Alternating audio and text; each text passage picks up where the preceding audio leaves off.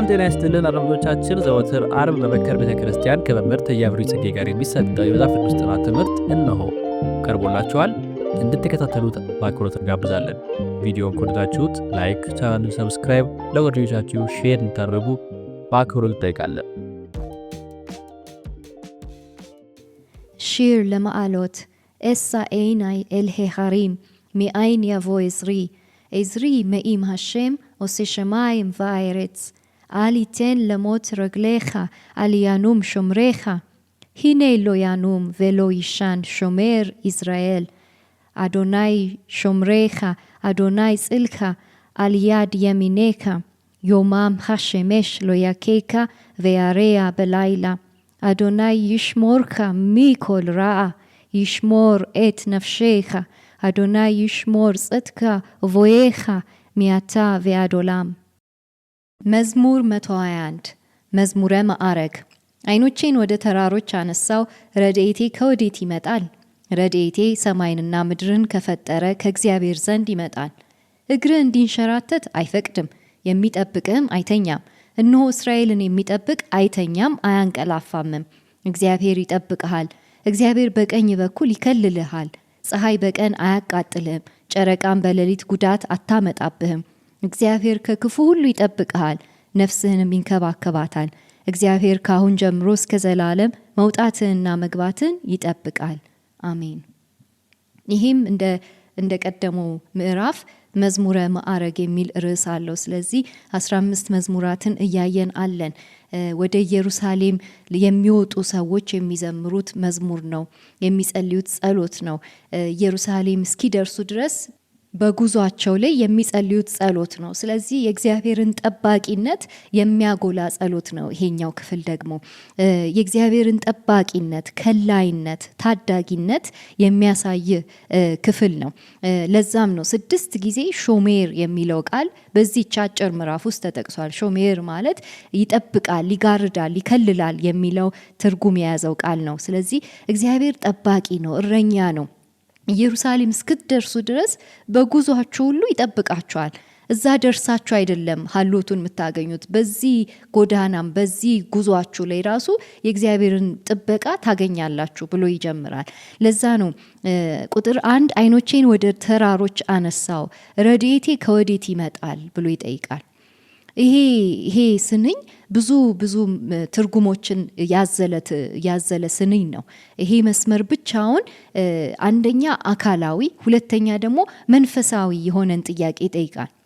በአካል በኢየሩሳሌም ዙሪያ ብዙ ኮረብቶችና ተራሮች አሉ።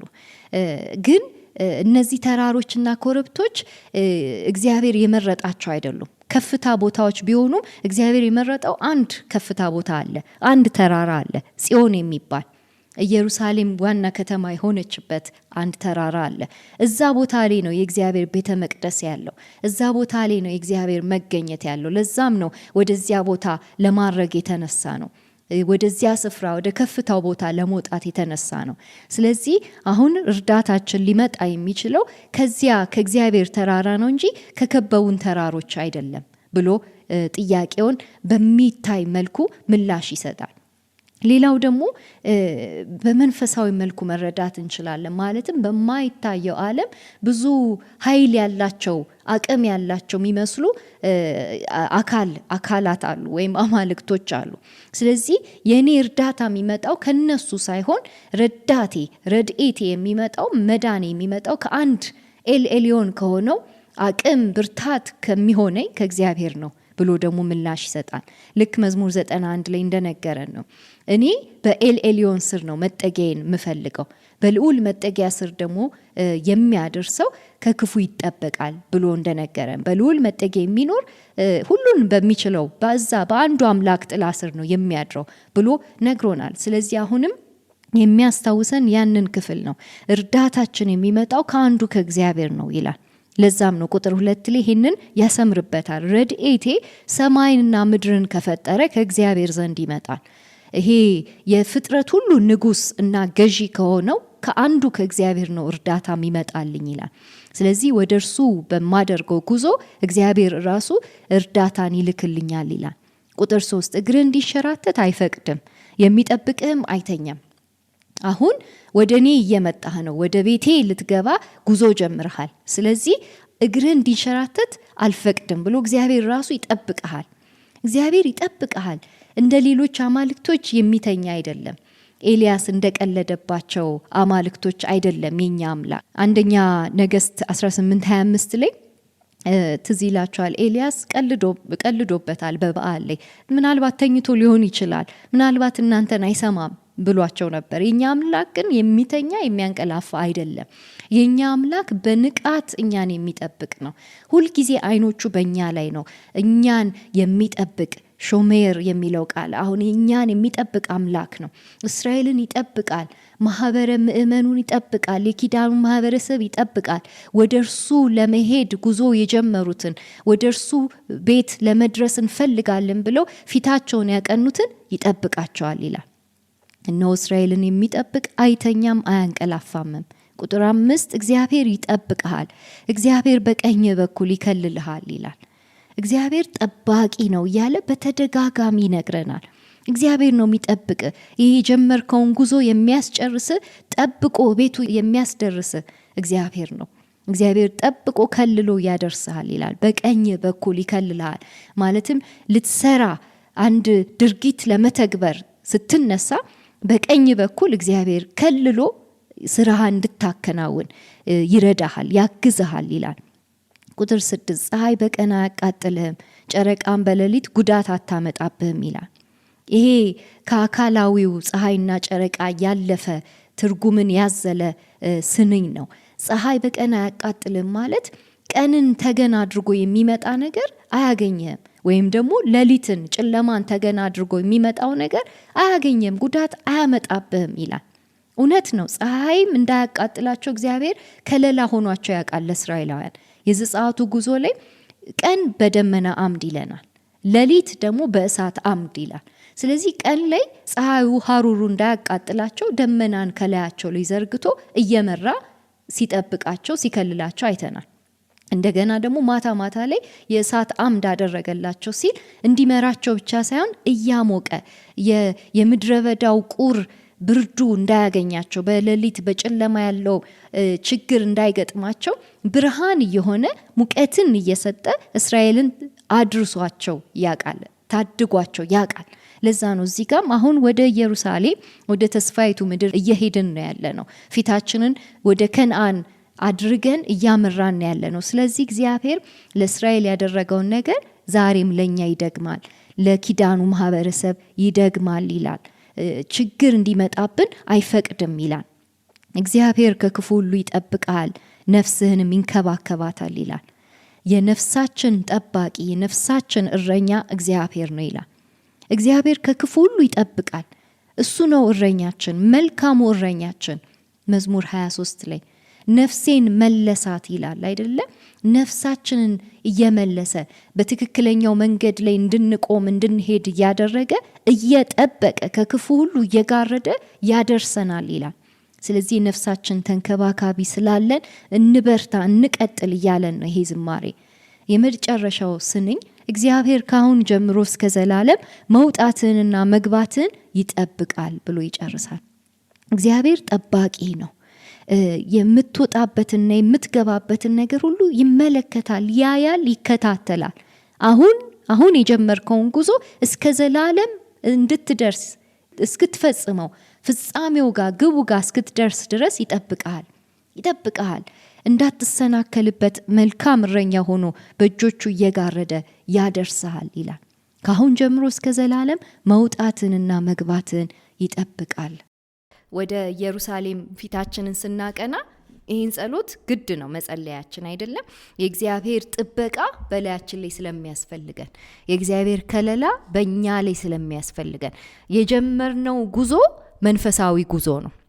የጀመርነው ጉዞ እንደ እስራኤላውያን በአካል የምንወጣው እየቧጠጥን የምንወጣው ተራራ የለም አይደል? ዛሬ ላይ በአካል አይደለም የምንቧጥጥ ያለ ነው። በመንፈሳዊ ዓለም ግን ወደ ላይ እየተጓዝን ነው፣ እየቧጠጥን ነው።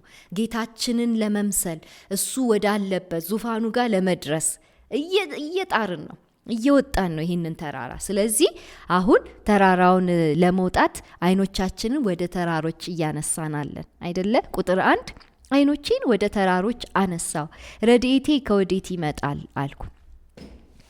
ከወዴት ይመጣል? ይሄም ምላሹ የሚታወቅ ጥያቄ ነው።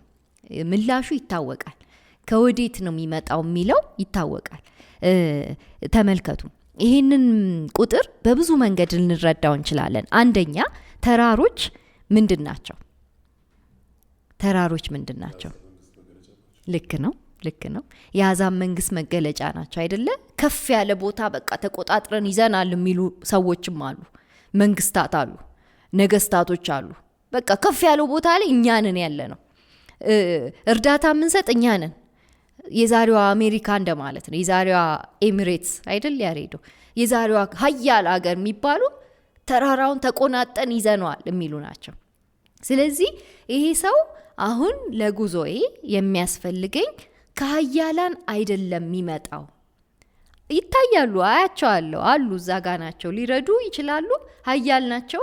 ግን መታመኛዬን በእነሱ ላይ አላደርግም ይላል። አስቡት፣ ረዳቴ ከነሱ ነው የሚመጣው? አይመጣም። በጭራሽ አይሆንም። እነሱማ እንደውም ተቃራኒ ሀሳብ ነው የሚያስተናግዱት።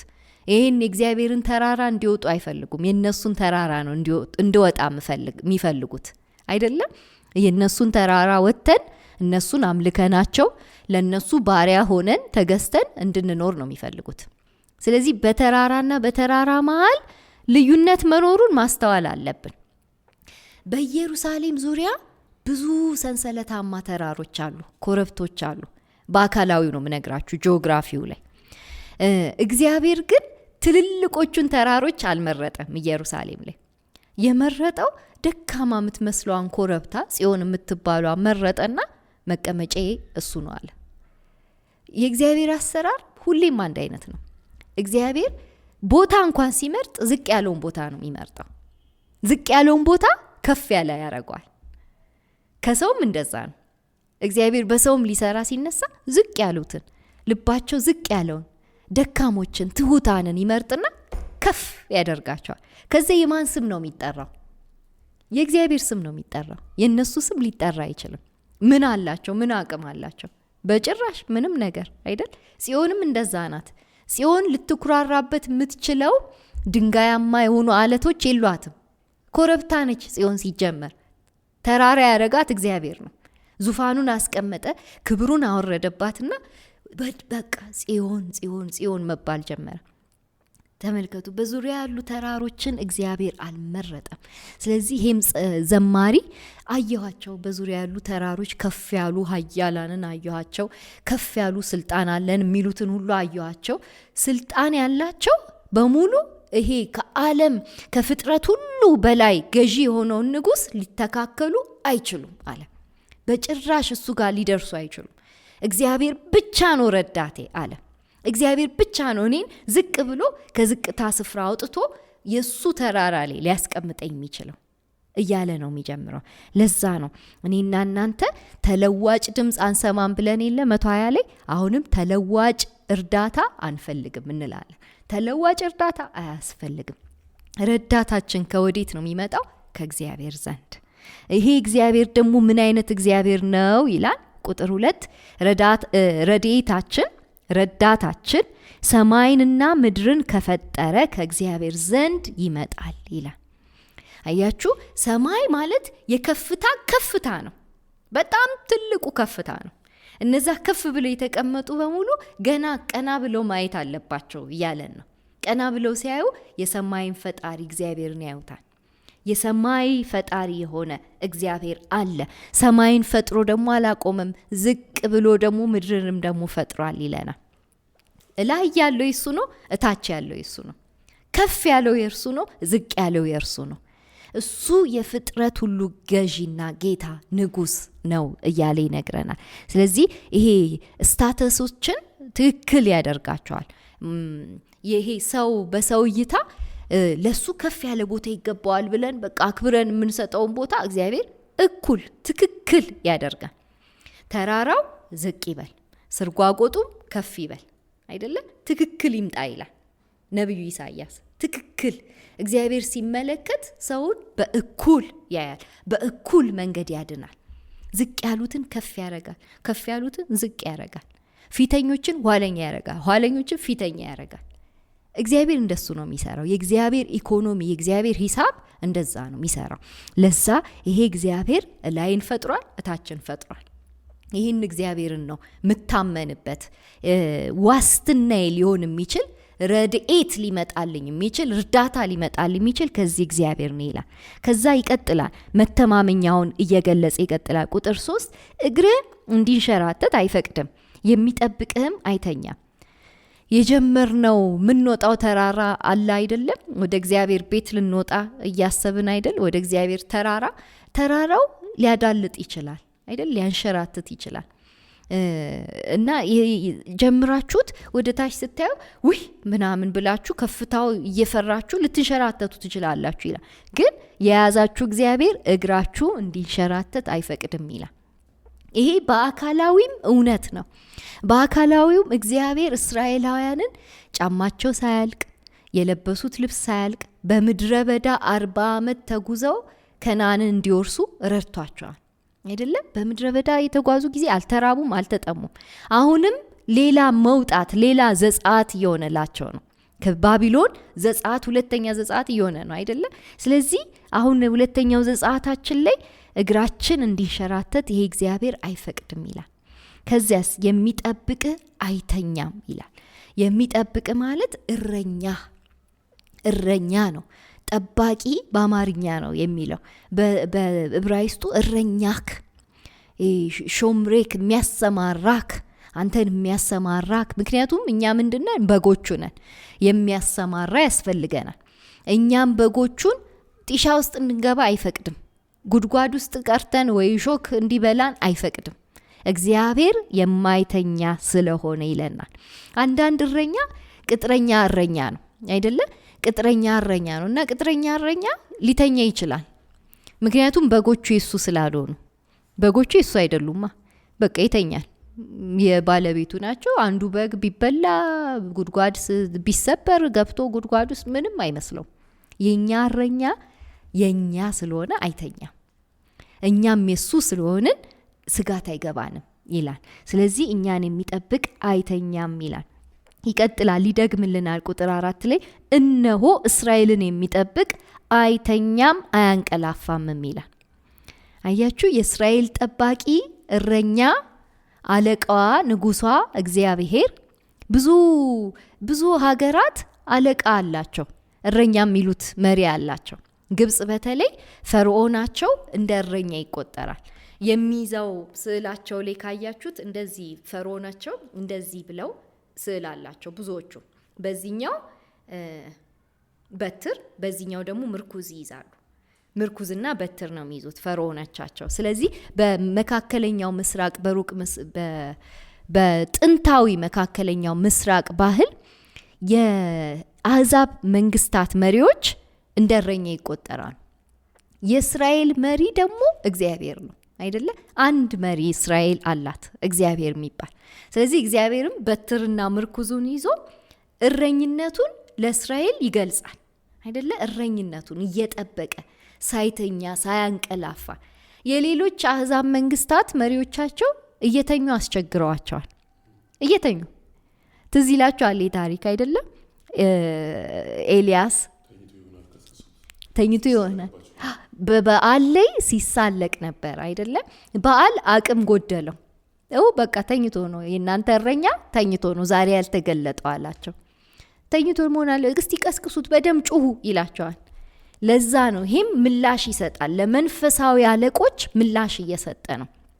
እስራኤልን የሚጠብቀው አለቃ የማይተኛ የማያንቀላፋ፣ መሳይ የሌለው፣ እኩያ የሌለው አይደለ? የእስራኤል ጠባቂ፣ የእስራኤል እረኛ እንዲህ ያለ ነው፣ የማያንቀላፋ የማይተኛ ነው እያለ ይናገራል። ቁጥር 5 ይደግመዋል። እግዚአብሔር ይጠብቃል፣ እግዚአብሔር በቀኝ በኩል ይከልላል። ይሄ በሙሉ የተደጋገመ ነው። እግዚአብሔር ሾምሬ፣ እግዚአብሔር ሾምሬ፣ እግዚአብሔር ሾምሬ፣ አዶናይ ሾምሬ፣ አዶናይ ሾምሬ እያለ ነው የሚቀጥለው። የእስራኤል ሆይ እረኛ እግዚአብሔር፣ በሱ እረኝነት ውስጥ ካለ ስጋት አይግባ። እግዚአብሔር ይጠብቃል፣ በቀኝ በኩል ይከልላል፣ ፀሐይ በቀን አያቃጥልም፣ ጨረቃም በሌሊት ጉዳት አታመጣብም ይላል። ፀሐይና ጨረቃ ምንድናቸው? ቅድም ልክ ተራሮችን በገለጽንበት አገላለጽ ምንድናቸው? ፀሐይ፣ ጨረቃ፣ ከዋክብት ስንል ከሚታየው ዓለም ያለፈ ምሳሌነት አላቸው አይደለም? የሚወክሉት ሀያል ነገር አለ፣ የሚወክሉት አካል አለ። ምንድን ይመስላችኋል? መንፈሳዊ ቋንቋ ነው አይደለ? ገዢ አካላት ናቸው። ዘፍጥረት 1 ላይ ትዝ ይላችኋል። ፀሐይ በቀን ላይ ገዢ ይሁን አለ፣ ጨረቃ ደግሞ በሌሊት ላይ ገዢ ይሁን። ትልቁ እና ትንሹ ኃይላት እያለ እግዚአብሔር ግዛትን ሰጥቷቸዋል። እነዚህ ግዛት ያላቸው ቀኑ የኔ ነው፣ ማቃጠሉ የኔ ነው፣ የሌሊቱ ውርጭ ደግሞ የኔ ነው፣ የሌሊቱ ነገር የኔ ነው የሚሉ ኃይላት ናቸው። ስለዚህ በእነሱ ግዛት መካከል ስታልፉ እነሱ በእናንተ ላይ አቅም አይኖራቸው እያለ ነው። ልክ ቅድም የበለዓምን ታሪክ እንዳወራ ነው። በባላቅ ሀገር መካከል ሲያልፉ እስራኤላውያን ሊረገሙና ሊቀጩ ነበር፣ ባጭሩ ሊቀጩ ነበር አይደለ? ገነታቸው ሳይገቡ። አሁንም ልክ እንደዛ ነው። እዛ ተራራ ላይ ለመውጣት የምታደርጉት ጉዞ አንዳንድ ግዛቶችን እየነካችሁ ነው የምታልፉት። አንዳንድ ኃይላት የሚገዟቸውን ስፍራዎች እየረገጣችሁ ነው የምታልፉት። ወደዛ ግዛቱ ስትገቡ ጉዳት አያመጡባችሁም እያለ ነው ያለው። ጉዳት አያመጡባችሁ። በመንፈሳዊ ዓለም እናንተ በከለላይ ስር ናችሁ።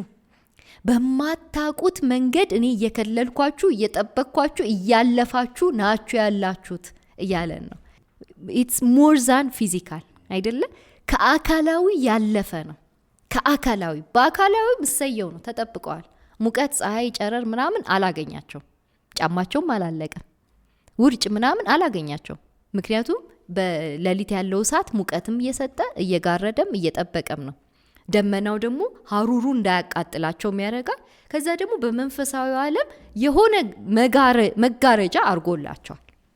ስለዚህ የምናያቸው ቃላት ከአካላዊው ባለፈ መንፈሳዊ ውጊያ ውስጥ እያለፉ ነው እነዚህ ሰዎች። መንፈሳዊ ውጊያው ማን ነው የሚዋጋላቸው? እግዚአብሔር ተዋጊ አይደል? እግዚአብሔር ተዋጊ። ብሔራዊ መዝሙራቸው ዘጸአት 15 ላይ አለ። ብሔራዊ የእስራኤል መዝሙር ምንድን ነው ካላችሁ ዘጸአት 15 ነው። እግዚአብሔር ተዋጊ ነው፣ ስሙም እግዚአብሔር ነው አሉ። ይህንን ያሉት መቼ ነው? ቀይ ባህርን ሌሊቱን በሙሉ በመንፈሱ ኃይል ገፍቶ ከከፈለላቸው በኋላ ነው። ቀይ ባህር ሲከፈል የምናየው በ5 ደቂቃ ውስጥ ፊልም ላይ ነው አይደለም? በ5 ደቂቃ ውስጥ አልተከፈለም ቀይ ባህር። ሌሊቱን ሙሉ ፈጅቶበታል እግዚአብሔር። ምክንያቱም መንፈሳዊ ኃይላት ነበሩ። እስራኤል አትሻገርም፣ እንውጣታለን፣ ከነዓንን ልትወርስ እኛ እያለን ምናምን የሚሉ ኃይላት ነበሩ። እግዚአብሔር ሌሊቱን በሙሉ በመንፈሱ ተዋግቶ ከፍሎ አሻገራቸው። ማለዳ ወገግታ ሲወጣ ይላል እግዚአብሔር ቃል። ፀሐይ ስትወጣ ይላል ተሻገረ፣ ህዝቡ ተሻገረ። ፀሐይ ስትወጣ በቃ ከፀሐይ መውጣት ጋር ድነት ይመጣል፣ እግዚአብሔር ክብር ይገለጣል። ስለዚህ ሌሊቱ እንደምንም እግዚአብሔር ተዋጋላቸውና አለፉና በነጋታው ከተሻገሩ በኋላ እግዚአብሔር ተዋጊ ነው፣ ስሙም እግዚአብሔር ነው ብለው ዘመሩ ይላል። ስለዚህ ይህንን ነው እየተናገረ ያለው። አሁን ጽዮን ልትደርሱ በቃ ፀሐይም ጨረቃም እየተፈራረቁ አቃጥለን እዚህ ምድረ በዳ እናስቀራቸዋለን፣ ሌሊቱ ውርጩን አያልፉትም፣ መከራ እናበዛባቸዋለን፣ ሙቀቱን አይችሉትም፣ ግለቱን ሀሩሩን አይችሉትም፣ እዚህ እናስቀራቸዋለን። ከባቢሎን ወጡ እንዴ ወጥተውማ አይወርሱም። ከባቢሎን ከወጡ እዚህ ኮሪደር ላይ ነው የምናስቀራቸው፣ ሳይወርሱ ነው የምናስቀራቸው የሚሉትን ኃይላት ሳይጎዷችሁ እግዚአብሔር እየጠበቃችሁ ጉዳት ሳያደርስባችሁ ሳያቃጥላችሁ ጫፋችሁን ሳይነካችሁ ሰናፊላችሁ ሳይሸት በሳት መካከል በሸለቆ መካከል በሞት ሸለቆ መካከል እየመራ እረኛ ወደ ለመለመው መስክ ያደርሳችኋል ይላል። ክብር ለስሙ ይሁን። እግዚአብሔር ይባረክ። ስለዚህ ከለላው አይደለም። ይቀጥላል። ወደ መደምደሚያው እየደረሰ ነው። ቁጥር 7 እግዚአብሔር ከክፉ ሁሉ ይጠብቃል፣ ነፍስህንም ይንከባከባታል። አመጣልን እንግዲህ አያችሁ፣ የነፍሳችሁ ጠላት ማን ነው? ክፉ የሚባለው ነው። ክፉ ነው የኛ ጠላት። ጽዮንን እንዳንወርስ ይገዳደረናል። ትንቅንቅ ነው። እለት በእለት ትንቅንቅ። እግራችንን ማንሸራተት ይፈልጋል። እኛን ማወዛገብ፣ ተስፋ ማስቆረጥ። የጀመርሹ መንገድ ልክ አይደለም፣ ተይው በቃ ይሄ የሞኝነት መንገድ ነው። ብዙ ክፉ በጣም ብዙ መንገድ አለው። እግዚአብሔር ግን ምን ያደርጋል? ከክፉ ሁሉ ከሁሉም መሳሪያዎቹ ይጠብቃል ይላል። ይጠብቃል፣ ያደርሳል፣ ነፍስህን ይንከባከባታል። የነፍስ ጠባቂና እረኛ እግዚአብሔር ለነፍስሽ ይዋጋል፣ ለነፍሳችን ይዋጋል። ነፍሳችን ከነዓን እንድትደርስ ያደርጋል ይላል። እግዚአብሔር ይባረክ። እግዚአብሔር ካሁን ጀምሮ እስከ ዘላለም መውጣትንና መግባትን ይጠብቃል ይላል። አሁን የጀመርከውን ጉዞ አሁን ይጠብቃል፣ እስከ ዘላለም ደግሞ ይጠብቃል ይላል። በመውጣት በመግባት የተጠበቅ ትሆናለህ ይላል። ይሄ ምሉ ያደርገዋል። በቃ ምሉ። ይሄ የጀመርከው መንገድ እስከ ጀመርክ ድረስ በመንገዱ ላይ በመውጣት በመግባት የሚገጥም ነገር አይኖርም። ሲገጥም ራሱ እግዚአብሔር በከለላው እየጋረደ ያወጣል፣ እየጠበቀ ያደርስሃል እያለ በተስፋና በእምነት ምዕራፉን ይደመድምልናል። የጀመራችሁት ጉዞ አይዟችሁ ከእግዚአብሔር ጋር ነው ይለናል። ከእግዚአብሔር ጋር ነው። እግዚአብሔር ነው ተዋጊያችሁ፣ እግዚአብሔር ነው ከለላችሁ፣ እግዚአብሔር ነው ጠባቂያችሁ። ስለዚህ አይዟችሁ። ነፍሳችሁ የሚንከባከባት እረኛ አለ። እረኛችሁ እየተዋጋ እየጠበቀ ወደ ለመለመው መስክ ያደርሳቸዋል ይለናል። ክብር ሁሉ ለእግዚአብሔር ይሁን። ክብር ለወደደን ለእረኛችን ይሁን። እግዚአብሔር ይባረክ።